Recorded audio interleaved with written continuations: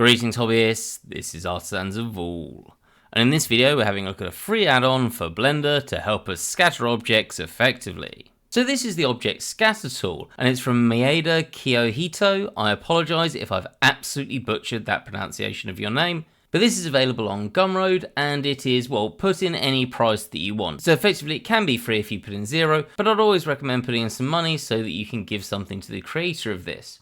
Now, I didn't find this myself. One of the patrons messaged this to me on Discord, and they saw it on Instagram, but when I went on Instagram, I couldn't find the short or video that showed this. So if anyone knows who had this up on Instagram initially, please do say their name and potentially post a link in the comment section, or if it won't let you, let me know and I can post a link in the description, because I couldn't find who posted about this, but it is a great tool. So once you've got this downloaded and installed, just hit N, drag down, and then you'll find eventually scatter, and you've got this scatter objects. So whatever you're clicked on will scatter, and if you click this, it brings up all of the scatter options. Now we can change all of these, but it won't show up in your viewport until you click OK. So my recommendation would be to just click OK straight off, and then you've got the most recent operation window in the bottom left hand corner. If it's small, just click it so it's larger, and then you can change these as you go and see what changes are being made. For example, I could up the count and we get more. I'm going to bring that down to 10 just for now, and we'll quickly talk through this. Now, if I come to the top, you can see that we've got a grid here, and at the moment our spread is 10. Now, notice that some of these objects are going more than 10 lines away, so we can count out 10 to here, the thicker line, and you'll notice that this one and this one has gone over that 10. That's because this works off of, or the spread seems to work off of the origin, and this origin is less than 10 away, so is this, but the object is bigger than that, so it will go outside it. Just bear that in mind when you look at this. Now this distance seems to be what it is on the X and the Y, whereas the Z isn't bound by this spread of 10 and has this height min and height max, and here you can see at the moment we've got say -1, which means down to this line, and then we've got a maximum height of 2, so up to this line, and that has worked out. Let's just hit N to get rid of this. So we could, if we want to, change this to be higher, so everything goes upwards, or further down, okay, and you can do the same thing with the max height, and that means that if you want everything to be perfectly flat, you could hit 0 and everything's going to be perfectly flat on the Z axis but still randomized on the X and Y. So that's going to be relatively important for what we want to do. You can also control the maximum amount of rotation. Now bear in mind this is a symmetrical object. Going to 180 is fine, but I'd recommend putting these as low as 0. So we've got 0 for each of those. And if this wasn't a symmetrical object, you want this going all the way up to 360. But being symmetrical, it doesn't make a difference if it just goes up to 180. You've also got the size differences. I don't know why I'm doing this in a random order, but it's the order I kind of care about things. Then the size min and max changes the relative size. So in this instance, 1 being the max means it will never be larger than the one that we originally had. And then the size minimum here is 0.5, so half of what it can be. So 50%. So we can make this so it's bigger and everything goes to 1, which means everything stays exactly the same size. Or we could go as low as, well, let's go to 0.1, and these could get particularly tiny. I'm just going to put that back up to 1 for now. Now looking at this, I can't see any objects that are actually colliding. If I down this spread to, let's say, 8, then we'll get some collisions. Here we go, we can see some that are overlapping here. Now if we want to get rid of that and stop that happening, we can click this Use Collisions. And now nothing will overlap because we've got a minimum distance of 1, and 1 being the size of the object. If you want things to be further apart, you could change this to be higher, so things are going to get larger. And notice this doesn't gradually spread them out, this just jumps. And if you get too large, you'll notice we've got to the point where we don't have a count of 10. That count should be considered a maximum, but it will only do that if we can fit them in, and if we put a minimum distance being too big, it won't be able to manage that, so let's bring that down a bit. Now this being 0.7 means that you could get some collisions. Let's put that as 1 again. The final thing I'll mention with this collision part is notice that the original object, that is this cube here, is not considered part of this scattering. We've got 1, 2, 3, 4, 5, 6, 7, 8, 9, 10, and that one has not been included. So you've got to bear in mind that it won't consider this original object when it looks for collisions. We'd want to hide this afterwards.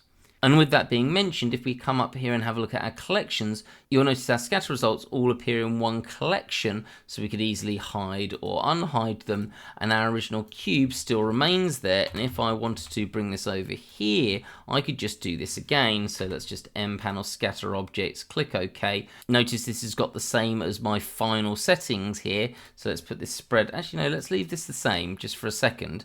And you'll notice that this, other than our original cube, looks exactly the same. And that's the final thing we probably need to mention. This will create scatters that look exactly the same each time, unless you change the seed. So now I've just rescattered that and it doesn't look identical.